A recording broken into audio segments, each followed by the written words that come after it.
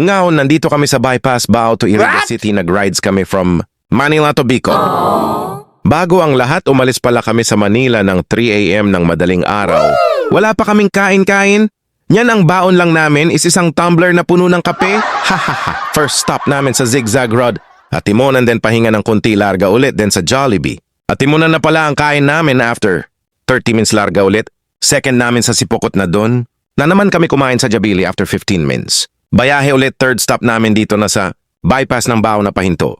Kami dito kasi sobrang ganda ng tanawin at holma ng Mount Asog, bulkan ng Iriga. Buti na lang sanay na ako sa biyahe ng malayo. Second, time na namin umuwi ng probinsya. Inabutan na kami ng dilim sa daanan alas 7 p.m. na kami nakarating. Sa San Isidro, buti na lang malakas tong MDL. Kahit wala kaming kasabayan, basta malakas ilaw mo sapat na yan. Pagdating ko pala dito sa kanto ay bahagyang namamahinga. Si Bobby dito kasi yung tambayan nila tuwing gabi. After 15 hours and 30 minutes. Buray niyaan! Ay, gago. Una!